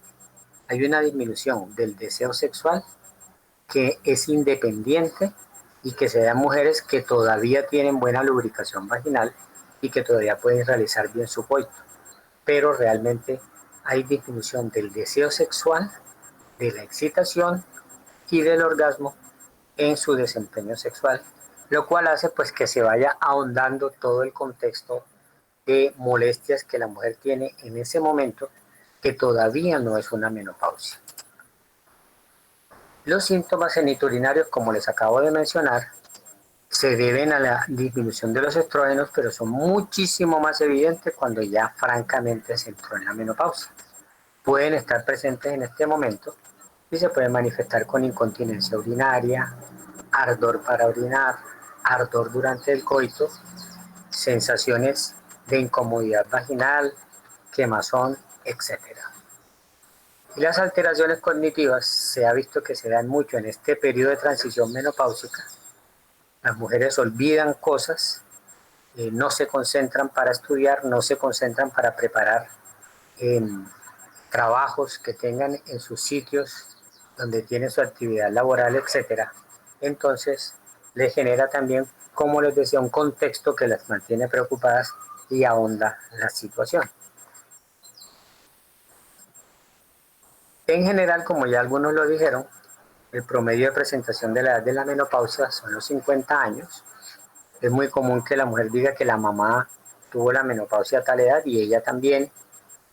Y es frecuente que encontremos que la menopausia se dé más temprano si hubo tamaquismo, si hubo cirugías pélvicas o si hubo radioterapia y quimioterapia, como claramente lo dijimos. ¿Qué es lo que está pasando cuando llegamos a la menopausia y pasamos de la transición? En la transición, como les dije, estamos en un periodo en el que se van dando los cambios y empiezan algunas molestias. Si ustedes se dieron cuenta, la gran mayoría de las molestias obedecen a la esfera central. ¿Sí? Todo esto de los síntomas vasomotores, de los disturbios del sueño, de los disturbios anímicos, es central. Sin embargo, lo que está sucediendo de manera principal es la disminución de los estrógenos y la inhibina, que llevan a la alteración del eje hipotálamo hipófisis ovario con un aumento de las gonadotropinas. Ustedes pueden encontrar una mujer en la época de transición menopáusica con una FSH que está en 15, que está en 18, que está en 20, teniendo en cuenta un valor máximo normal de 10, que está en 25. Pero cuando ustedes ya tienen valores por encima de 30, 35, están ya más cerca de la menopausia. Si la mujer en ese momento está completamente en atraso, como puse el ejemplo en la diapositiva pasada, podríamos pensar que es menopáusica, porque tiene 6 u 8 meses de atraso y tiene 40 de FSH. Pero van a encontrar mujeres que están en transición menopáusica, todavía con ciclos por allá irregulares pero presentes, y tienen 57 de FSH. No cometan el error de decirle, señora, usted está menopáusica.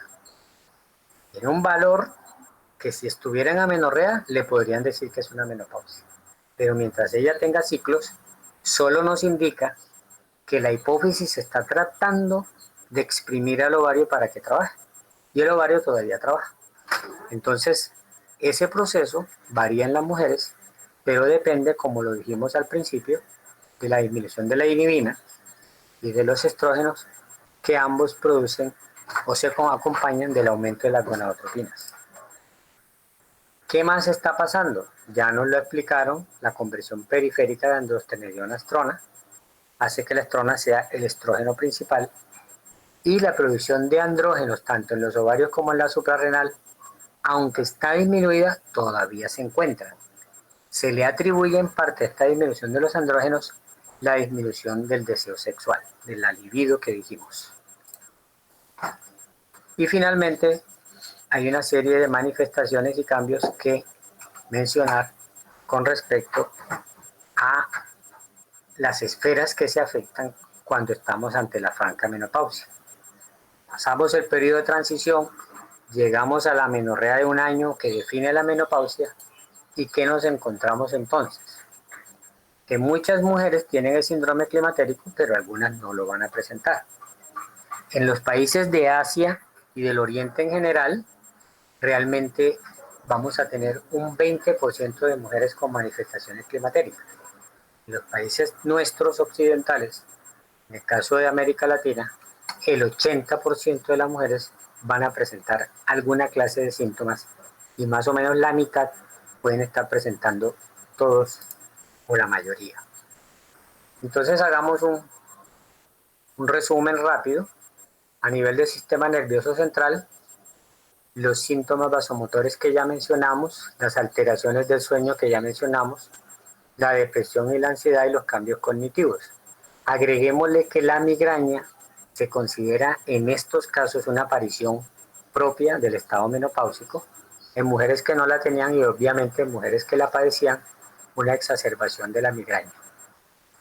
En la parte de piel y mucosas tenemos un adelgazamiento de la piel, mucha facilidad para el trauma de piel, disminución de la elasticidad con aumento de las arrugas, también sequedad de la piel, disminuye la hidratación y pérdida del cabello que hace que se vean más o menos escasos los cabellos. Generalmente no son zonas definidas como en la alopecia típica, sino disminución del cabello en general, el cuero cabelludo.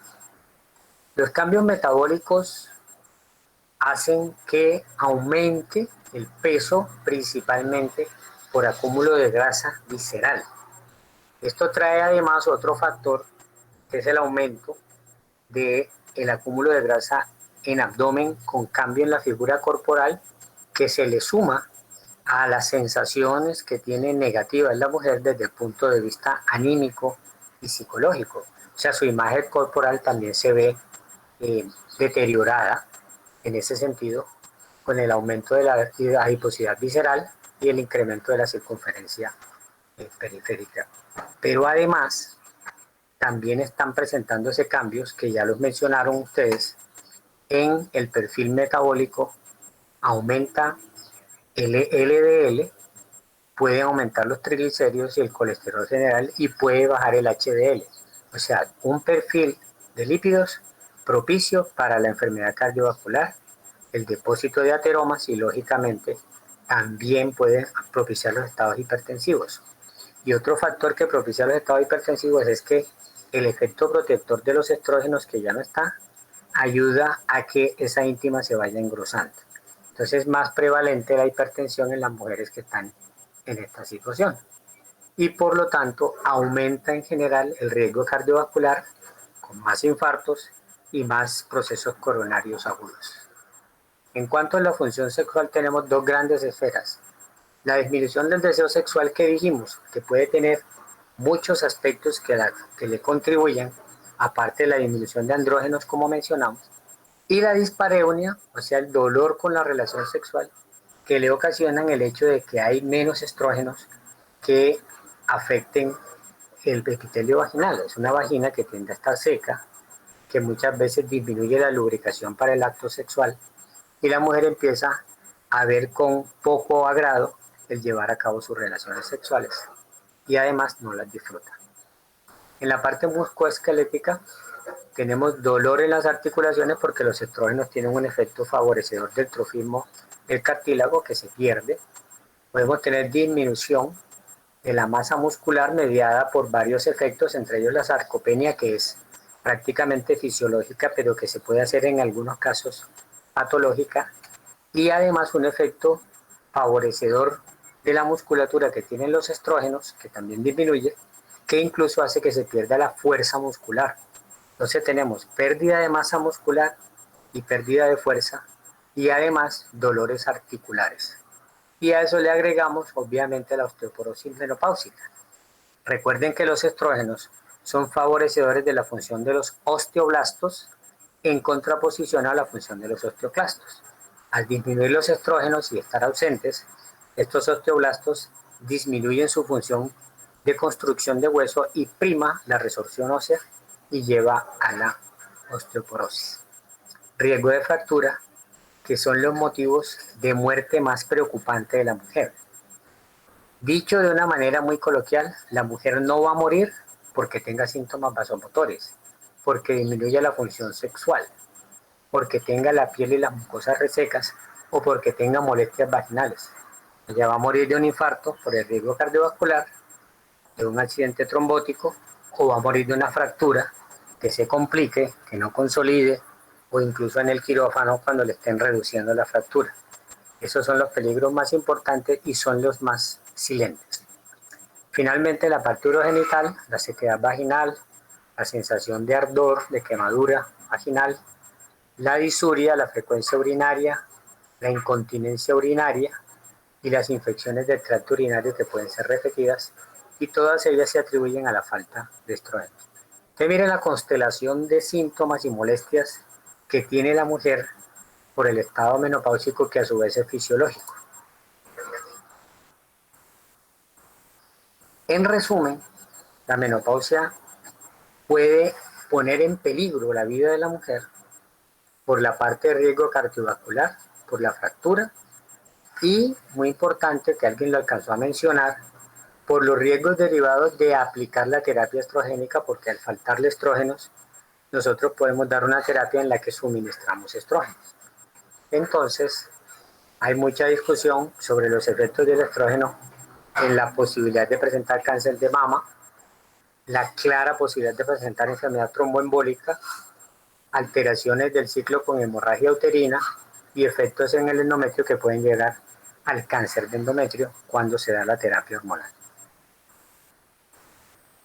Para terminar, ¿qué hacemos ante una mujer que en nuestra opinión tiene un diagnóstico de menopausia? Como dijimos, no hay un examen de laboratorio que nos diga que la mujer está menopáusica. Realmente es un diagnóstico de clínico, de exclusión y de una muy buena historia clínica. Sin embargo, es recomendable que cuando nosotros encontremos a esa mujer a la que le diagnosticamos una menopausia, verifiquemos que tenemos su mamografía al día. Generalmente es una mujer en la década de los 50 o entre los 40 y 50. En Colombia la mamografía se recomienda a partir de los 50 cada año por el riesgo de cáncer de mama. Entonces verifiquemos que la mamografía está hecha recientemente y que está en resultado normal, negativo para riesgo de cáncer, porque si vamos a suministrar terapia no podemos tener ninguna duda de la patología mamaria. Es importante saber que no estamos frente a una diabética, porque aumenta algunos riesgos, y si es una mujer que tiene antecedentes personales que la pongan en riesgo de diabetes, no vamos a hacer la glicemia en ayuda solamente, sino que hacemos la glicemia con carga de 75 gramos y medición posterior de glucosa, medición posterior a las 2 horas, como dice la OMS. Hacemos el perfil lipídico, un cuadro hemático es básico, y la medición de hormona tiroidea se ha vuelto rutinaria por la prevalencia del hipotiroidismo en esta situación. En un color diferente les anoto la citología de cervix y la tipificación del virus del papiloma, en el sentido que no es ni remotamente para diagnosticar menopausia, pero sí es importante saber que esa mujer que posiblemente nos vamos a dedicar al tratamiento y a la orientación de su estado menopáusico, no estemos dejando pasar una patología del cervix. En esta columna que les voy a presentar hay unos estudios que son optativos y que pueden tener algún momento de discusión. ¿Para qué necesitamos una FSH?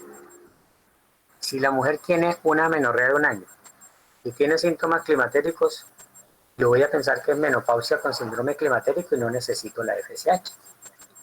Si la mujer tiene menos de 40 años y tiene una amenorrea prolongada y yo diagnostico otra patología, probablemente no voy a alcanzar a hacer la FSH. Por lo tanto, solo haré la FSH cuando esté ante una duda diagnóstica y una de las posibilidades sea la falla ovárica, ya sea prematura o a tiempo. Entonces tengan en cuenta eso para que no estemos midiendo FSH con mucha frecuencia. La 25-hidroxivitamina D, hay un consenso colombiano de vitamina D que ustedes pueden buscarlo en internet sin ningún problema, lo pueden bajar y ahí les van a recomendar que no estemos dando vitamina D a todas las pacientes, sino que hagamos la medición y encontremos quién tiene deficiencia o quién tiene insuficiencia de vitamina D. Entonces, Por eso lo considero un examen optativo. Personalmente estoy tratando de hacerlo con todos mis pacientes, pero podría ser, algunas personas lo que hacen es que cuando le dan el suplemento de calcio a la paciente, que es recomendable en esta edad, de una vez se lo dan con vitamina D y eso es completamente respetable. La evaluación de la densidad mineral ósea con osteodensitometría es un examen que incluso está aceptado por el POS, se puede ordenar, pero también debíamos ser consecuentes en que no a todas las pacientes les hace falta que le pidamos la densidad mineral ósea. ¿Qué personas o pacientes, en este caso mujeres, serían candidatas a que le hagamos la medición de la densidad mineral ósea? Fumadoras, sedentarias, mujeres bajo tratamiento con medicamentos que disminuyen la densidad mineral ósea, como los corticoides, mujeres que previamente hayan tenido fractura, sobre todo si es una fractura patológica, o si hay un familiar cercano que haya tenido fractura patológica a edades tan tempranas como los 50 años. ¿Sí? O si esa mujer, estando en la menopausia, ya cumplió 60 años, también podría ser candidata a una osteodensitometría. En estos casos, prácticamente nos indicarían, también podría ser la mujer que tiene el índice de masa corporal muy bajo, la mujer muy delgada, muy poco peso, también es un factor de riesgo. Y lógicamente si tiene varios de estos factores, con mucha más razón, para que midamos la densidad mineral ósea. Hacer una ecografía vaginal en una mujer por rutina, y se los comento porque en mi caso lo hago. Yo tengo en mi consultorio el ecógrafo y si va la mujer a la chequeo de menopausia, le hago la ecografía.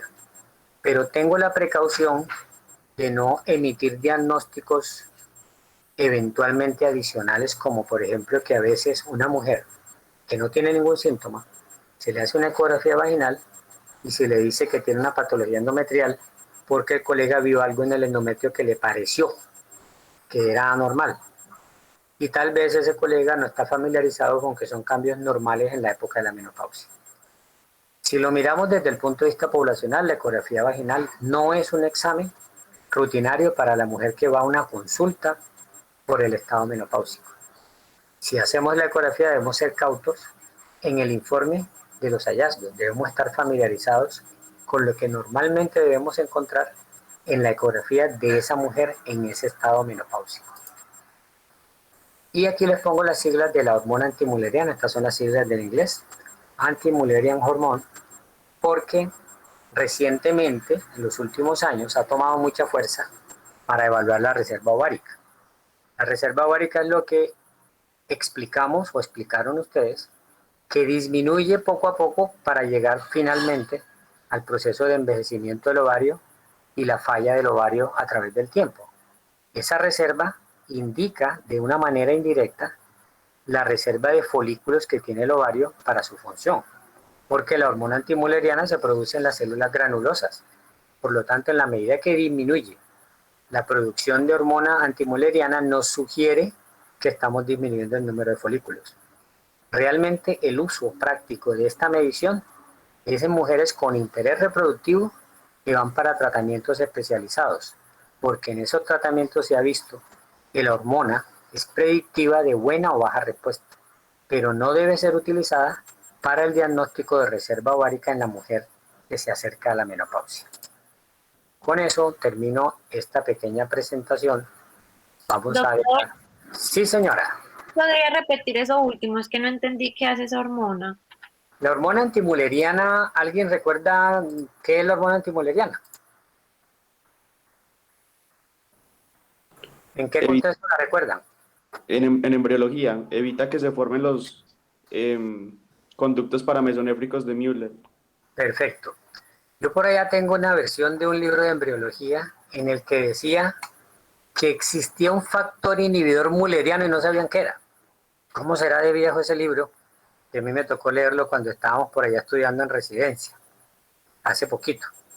Entonces, para decirles que históricamente la hormona antimulleriana es conocida, como claramente acabas de explicar, es el factor inhibidor de los conductos de Müller. O sea, es la que hace que en el feto, bueno, todavía es embrión, en el embrión que está en desarrollo, como él tiene indistintamente el desarrollo de los conductos mesonéfricos y paramesonéfricos, la hormona antimuleriana va e impide el desarrollo de esos conductos paramesonéfricos y permite que se desarrollen los mesonéfricos, y eso es lo que hace que tengamos el fenotipo masculino y evitamos el desarrollo de los órganos internos femeninos.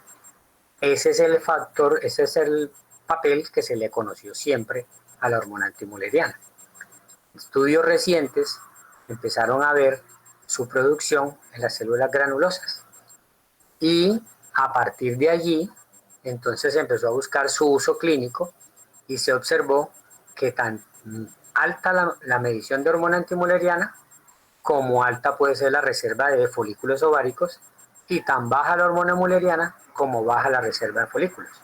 Como les digo, el uso clínico hoy es para los tratamientos de reproducción asistida, en los cuales se utilizan medicamentos que estimulan al ovario para producir muchos óvulos, desarrollar muchos folículos y producir ovulación múltiple.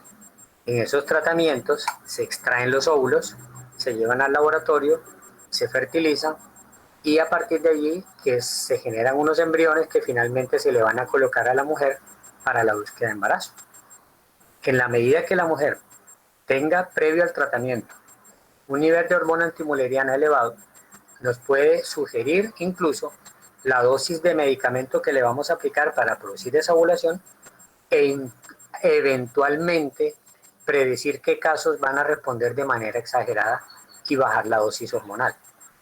Lo contrario, si la hormona antimuleriana está muy baja, nos sugiere que va a haber una baja respuesta y nosotros vamos a aconsejar a la pareja o a la paciente sobre un futuro resultado entre incierto y negativo para que tome la decisión de si se hace su tratamiento, y si se lo hace, pues ella será consciente que la respuesta de los ovarios va a ser baja. Todo eso es la utilidad de la hormona antimuleriana. Pero como ella mide la reserva de folículos, algunos la utilizan para decirle a la mujer que ante una antimuleriana baja significa que ella está cerca de la menopausia, cosa que hoy la medicina basada en la evidencia no ha demostrado. Ante la pregunta que me acaban de hacer, quisiera saber si fui claro. Sí, doctor, muchísimas gracias. Perfecto, muy bien. Entonces miren que hicimos un pequeño resumen. En ese orden de claridades, les pregunto a todos, quien quiera, ¿sería posible un embarazo en una mujer que esté en la transición menopáusica? Sí, doctor. Mientras presente todas las irregularidades menstruales, puede presentar el embarazo. Esa mujer tenga las irregularidades que quiera, puede estar ovulando, ¿sí? Y como ustedes recuerdan que yo les dije que no hay edad específica, si ustedes tienen una mujer por encima de los 50, doctor, yo todavía menstruo, un poco irregular, pero estoy menstruando, tengo 53 años, ¿será que debo planificar? Ustedes deben decirle, sí señora. Suena como un poco raro la señora de 54 años en la farmacia, pidiendo el método de planificación, o viendo que se coloca un dispositivo, qué sé yo. Esa mujer tiene que planificar, porque el riesgo de embarazo existe infinitamente bajo. Pero además, en ese momento, el embarazo que se presente, como ya les dije, que la reproducción está disminuida, pues puede ser un embarazo que termine en un aborto, en un bebé con malformaciones, en que haya un parto antes de tiempo. Por lo tanto, a menos que la mujer desee quedar en embarazo a los 50 años, nosotros debemos buscar la forma de que esa mujer haga su método de planificación lo más seguro posible, ojalá definitivo. Bueno, ¿qué preguntas tenemos hasta este momento? Doctor, una pregunta. Yo cuando hago, digamos, terapia estrogénica a mujeres menopáusicas, Poco medio adelantada, se adelantó 5 semestres, pero no importa. es que me causó duda porque pues usted mencionó que hay unos factores de riesgo cuando se da esa terapia, entonces pues no sé cuándo sería como bueno darlo. Yo me imagino que ustedes a estas alturas deben estar familiarizados con qué contraindicación tendrían para dar estrógenos en general. ¿Alguien tiene claro una contraindicación absoluta para suministrarle estrógenos a una mujer? Un SEA de mama, doctor. Va una. Un riesgo cardiovascular, riesgo tromboembólico. Van dos. Sobre todo tromboembólico. Van dos.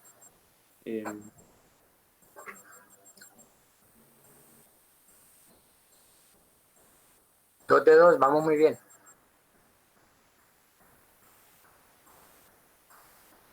Doctor, cardiovascular y tromboembólico, pues sí. Lo que pasa es que la parte cardiovascular es relativo y el tromboembólico es absoluto. Por eso te dije que vamos bien. Listo. Bueno, no olviden la patología hepática. Acuérdense que el hígado es muy sensible a los estrógenos. Enfermedad hepática activa es contraindicación absoluta. Migraña con aura es contraindicación absoluta porque se acompaña de eventos trombóticos a nivel cerebral. Otras contraindicaciones sí son relativas. Entonces, pues, la lista podría ser muy grande. Pero es importante que ustedes tengan claro las absolutas y ya conversarían con su paciente las relativas. Pero vamos a responder la pregunta que hizo Gloria. Y es, ¿en qué momento yo le doy reemplazo hormonal a una mujer menopáusica? Partamos de una base que es muy importante. Lo que yo estoy tratando fundamentalmente son los síntomas que tiene la mujer. ¿Sí? Los síntomas propios de lo que dijimos, el síndrome climatérico. Y estoy tratando de darle a la mujer una mejor calidad de vida. En ese orden de ideas, puede que yo tenga que tocar solo una esfera, puede que tenga que tocar dos o sean varias. En la medida en que las esferas sean pocas o sea una sola, lo ideal es hacer manejo sintomático y ojalá no estrogénico. Porque en lo posible, si yo no doy estrógenos, pues me evito los riesgos de contraindicación absoluta y relativa. Por ejemplo, el riesgo cardiovascular siempre va a estar. El riesgo de tromboembolismo, toda mujer que lo tome lo va a tener. Pero yo no se lo voy a dar a la que ya tuvo un tromboembolismo. ¿Sí me entienden? O sea, yo puedo darle estrógenos a una mujer que no tiene riesgo de tromboembolismo y me hace el tromboembolismo, porque yo la estoy poniendo en riesgo al darle los estrógenos.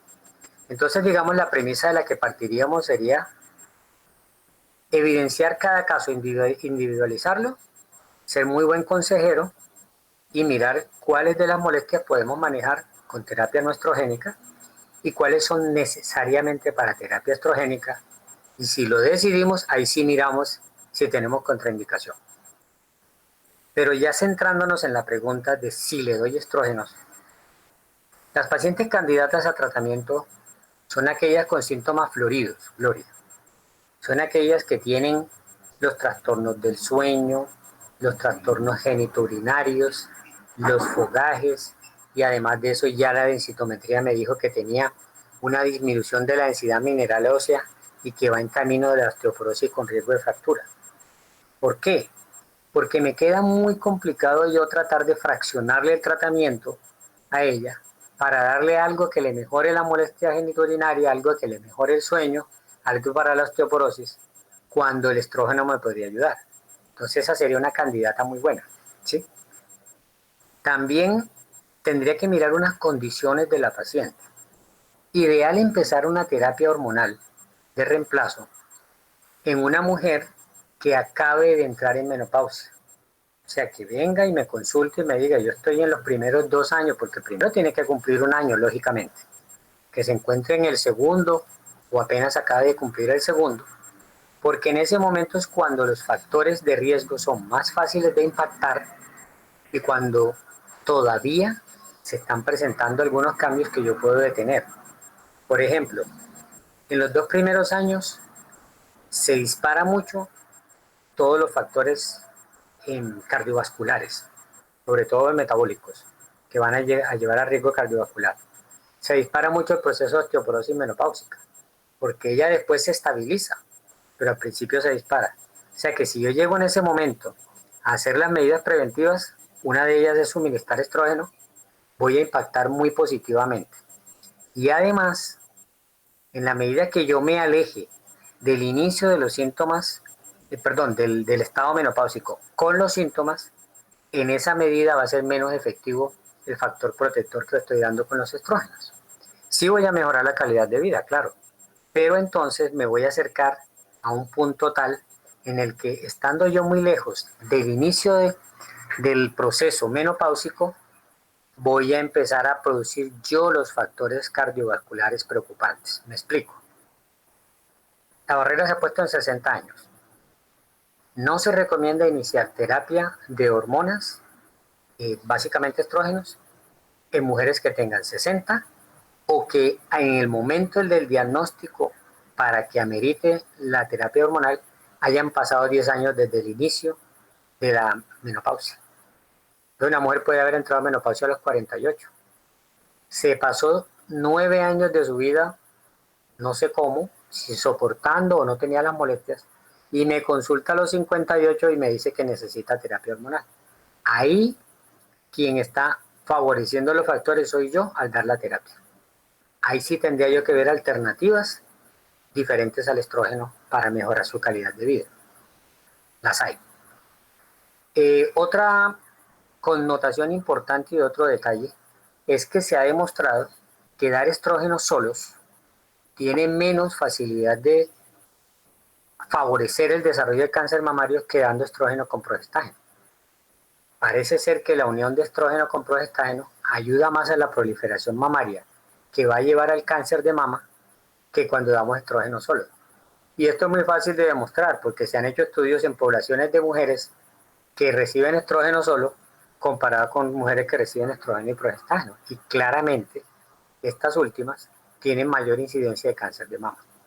Recuerden todos los presentes y para que se lo lleven para la casa, que no es que el estrógeno produzca cáncer de mama. El cáncer está, todos los cánceres están en nosotros y lo que necesitan son los mecanismos represivos y derrepresivos que faciliten la oncogénesis y se desarrolle el cáncer.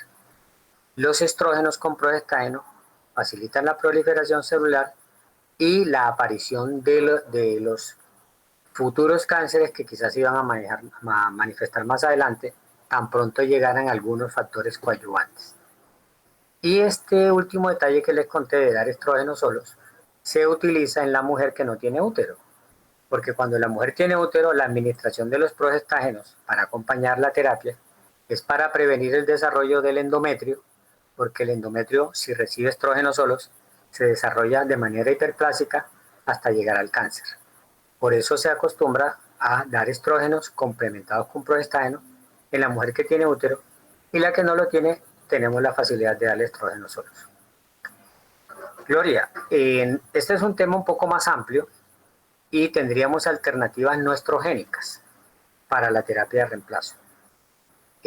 No se nos olvide que todo lo que acabo de decir vale para una mujer que tenga mucha sintomatología pero no esté menopáusica.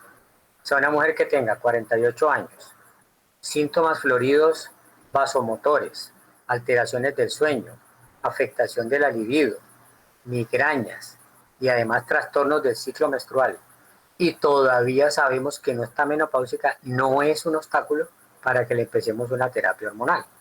Lo que sí debemos evaluar allí son los riesgos de suministrar esa terapia, entonces tenemos que hacer una buena historia clínica, mirar si hay patología asociada, porque a esta edad no es raro que la mujer tenga un hipotiroidismo no tratado, tenga un desbalance de lípidos, tenga una diabetes o una prediabetes y sea una hipertensa. Entonces ahí tendríamos que nosotros jugar con ese balance para no ir a aumentar los riesgos de la paciente. Bueno, más preguntas. Doctor, o sea que en la transición menopáusica en la que la paciente todavía tiene sus ciclos menstruales irregulares, por ejemplo, una paciente de 38 años que está comenzando esa transición menopáusica, podría darle la terapia hormonal si se presenta con síntomas muy floridos. Sí, no es común. Me voy a remitir a un ejemplo que tuve de una mujer de 39 años que vino con unos trastornos del ciclo, insomnio y alteraciones de su deseo sexual. Y ella me dijo, doctor, yo ya tengo la transición menopáusica. Recuerdo que era una profesora de bachillerato y me imagino que leyó algo Digo, doctor, yo vengo porque ya tengo esto, entonces a ver si usted me da un reemplazo hormonal. Y yo empecé a analizar bien el caso y lo primero que hice fue medirle la FSH y le salió perfectamente normal. Entonces analicé su situación y logré demostrarle que gran parte de las molestias que ella tenía dependían del contexto que estaba viviendo. Tenía una separación matrimonial, tenía problemas con un hijo, no estaba durmiendo bien por esas razones, le estaban dando los dolores de cabeza y el insomnio, los fogajes no eran tales, tenía un hipotiroidismo no tratado, y fue, yo diría que un triunfo semiológico el análisis de ese caso. Entonces, ya que me lo mencionas, lo que les digo primero es que tienen que analizar muy bien y no basarse en que la sumatoria de trastornos menstruales, unos fogajes y un insomnio valen como síndrome climatérico. Pueden ser síntomas aislados como era esta paciente, y la verdad quedó muy contenta y muy agradecida cuando vino a contarme que se estaba mejorando y que reconocía que el apoyo psicológico, porque también la mandé a psicología, estaba sirviendo. Entonces, contestando tu pregunta, si yo llego a tener la impresión diagnóstica que estamos ante una transición menopáusica, vale darle el tratamiento hormonal, así sea una mujer menor de 40. Y aprovecho para aclararles el valor que tendría aquí desde el punto de vista semiológico la FSH. Si yo le mido a esa mujer una FSH, ¿cómo espero encontrarla? Mínimo un poco elevada, mínimo. O bastante elevada, pues mucho mejor para el diagnóstico. ¿Qué es mínimo un poco elevada? Pues como les dije, si el límite internacional es 10 miliunidades por mililitro, que tengamos 12, 15, 18 de FSH, 20 de FSH. O si está francamente elevada, pero ella está menstruando todavía, 35, 40, 55 de FSH. No voy a decirle que está menopáusica, pero sí le puedo decir a ella que lo más probable, si la FSH en ese momento le dio por encima de 30, aunque ella esté menstruando, le voy a decir que en 3 años debe estar menopáusica. Ese sí es un valor predictivo que tiene la FSH. Y me ayuda eventualmente a un manejo sintomático, quizá evitar un tratamiento estrogénico temprano, pero a su vez las pacientes que empiezan más temprano son las más sintomáticas. Entonces, redondeando la contestación, no habría problema en que yo le dé terapia hormonal sustitutiva a esa mujer.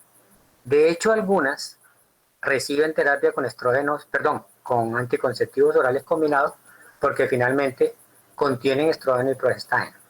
Pero aquí ya nos metemos en otro capítulo.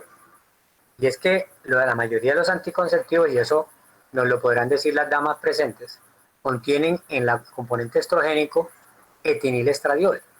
Y el etinilestradiol, que es un muy buen estrógeno y que es barato, y que controla mucho el ciclo y todo para efectos de planificación familiar e inhibe el eje para que no ovule, etc. Lamentablemente a nivel hepático sí tiene mucha potencia para producir las alteraciones que van a llevar al tromboembolismo y a los desbalances en los lípidos. Por lo tanto, si a esa mujer que ya está en una edad cercana a los 40, yo le doy estrógenos de tipo etinilestradiol, estoy contribuyendo a su riesgo cardiovascular. Ya eso sería un poquito más fino el análisis para yo darle un medicamento que no contenga ese etinilestradiol, sino un estradiol diferente que ya lo hay en el comercio. Tengo por aquí una preguntita final para estos 7 minutos, si no tienen otra pregunta ustedes. Bueno, vamos a poner este caso de ejemplo. Tomen nota. Mujer de 45 años, ciclos irregulares, insomnio, depresión, vida sexual activa con disminución de la libido. Actualmente atraso menstrual de 2 meses y FSH reportada en 6.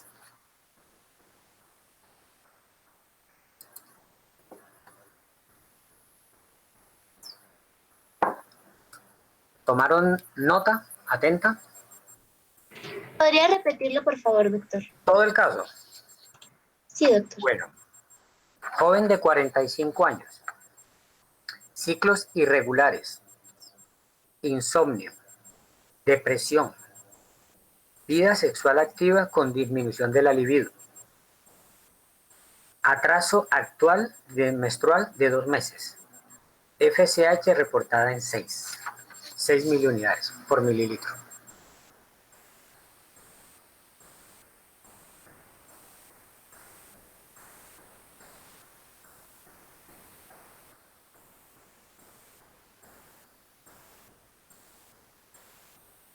Empiezo a escuchar propuestas. Es una mujer perimenopáusica, doctor, comenzó como a entrar en la menopausia. Muy bien, es una perimenopausia. Recuerden que el concepto de perimenopausia incluye la transición hasta 1 año después de la menopausia. O sea que decirle perimenopáusica está bien, y si me dice que está en transición, también. Primer punto está claro. ¿Qué más?